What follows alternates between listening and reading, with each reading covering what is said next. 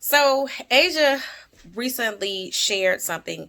There was an article that she shared regarding students who were suffering from mental illness from being at home too long, and they've gotten to the point where they're depressed, they're not getting out the bed. There was a young lady that they were specifically talking about who was in bed with her hoodie on. She was saying that some nights she's up because she's struggling about trying to get her homework done. And I was reading through the article, and I think this falls somewhat back on us parents. And I say that because I came across not one, but two teenagers who weren't even getting up. One of them had a parent that was up, but wasn't getting them up. And the other one, the parent was still asleep while they were asleep. And someone was telling me that they had to do some work for this person, and they went and knocked on the door, and it was after 9 o'clock, and the whole house was still asleep, and this was during the week. And the mother was harping on the son for not being up for school. Now, here's the thing. I think we all know that our kids will take advantage of a situation quicker than we will.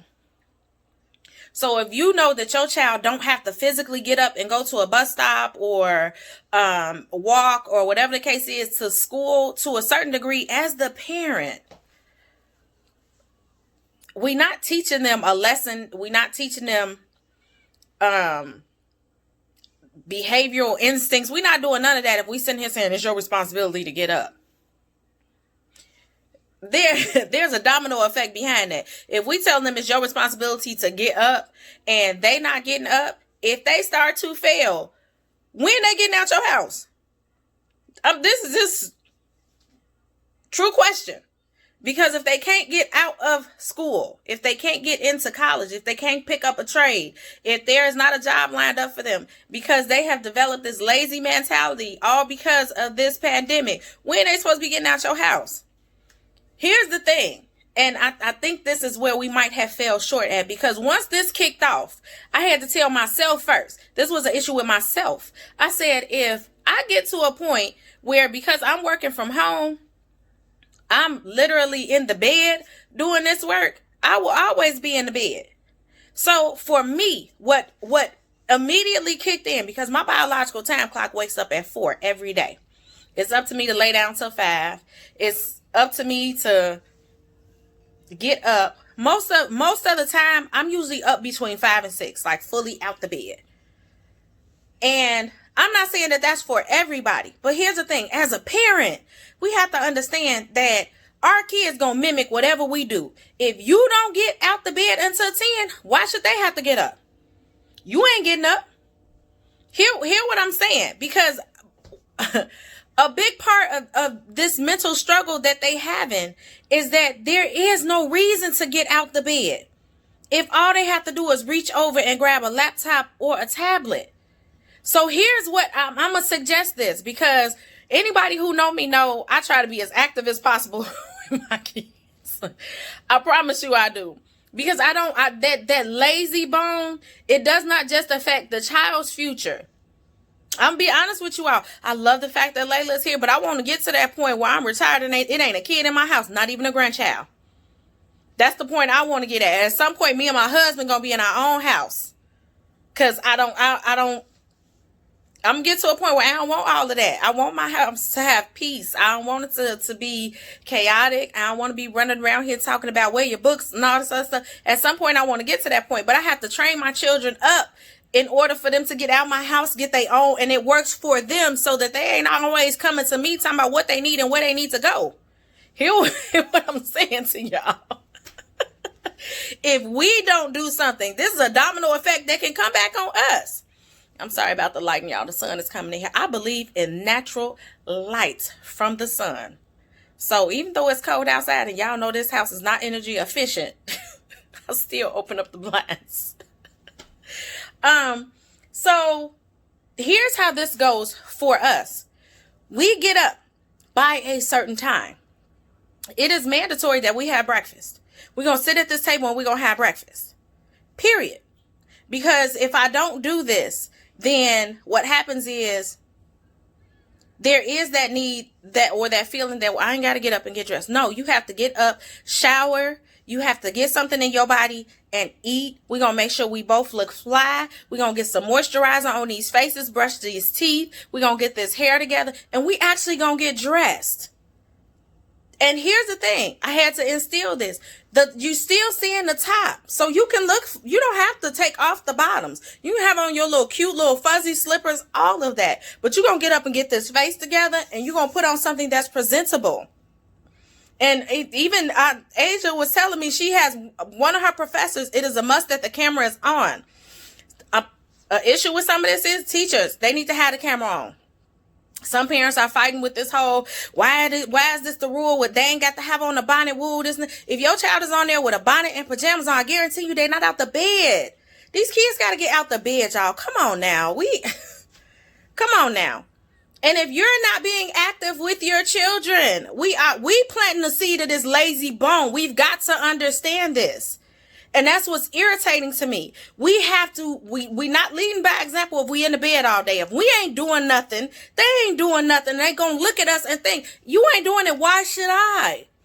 Sometimes we got to be the hype man in our house. Anybody who know me know I'm at being a hype man. You're not gonna be lazy though. You are not. I do not do lazy kids, period. So, I don't care how corny the activity is, do it. We done did some of the stupidest stuff, and my kids have gotten up the next day telling me my face still hurt from laughing. That was so dumb. I don't care. You laugh. There's activity in laughter. I promise it is. You burn calories laughing. But we got to do something. We did, and I ain't never did zoo lights. We did zoo lights. Why do we do zoo lights? Because we had been in the house. Do we have to bundle up to go do zoo lights? Absolutely. But it was something that they look forward to. Once I purchased the tickets, they was on 50 about it. We're going to zoo lights. We're going to zoo lights. We're going to zoo lights. I didn't know what to expect going to zoo lights. I had never did it. But I'm like, come on, y'all. We got to layer up. We finna walk around this zoo. We finna see whatever animals are out. Whatever the case may be. We're going to get us some hot chocolate, some coffee, whatever it is you guys want. This is what we getting ready to do. And even after we left zoo lights, they were still like hyped up about the whole thing. This went on for like 2 days. And then the next weekend after we did zoo lights, we sat here and did, as grown as my other two are, we sat here and did gingerbread houses. And what's crazy is they found laughter in the fact that they couldn't do it. They sitting here like, this is something Layla do. Layla had her house done faster than they did. They struggled with them gingerbread houses, but they had fun doing it. I mean, I went online. I'm like, oh, I can actually do a paint and sip. It ain't got to be a real paint and sip. You can do a fake paint and sip with your kids. You can actually order the little canvases and the paint and the stand-up easels on Amazon. You can go to Dollar Tree and get the fake flutes, and then do Welch's. Like, it ain't. This is not hard, y'all. And I just saw on the news where there was a family that was doing a giant puzzle together. Like, this is not hard. But if we ain't getting out the bed, they ain't getting out the bed. Why we don't understand that? We have to make sure that they understand a routine, and that routine has to include some type of action. Meaning they have to get out the bed. Get up, put on your coffee, get the K-cups, whatever it is that they need to get up in the morning. If they like pancakes, get a whole bunch of pancakes and make sure that it's on the table. Tell them they got to get up, wash their butt, and come to the table and eat with you before you leave for work if you got to go to work.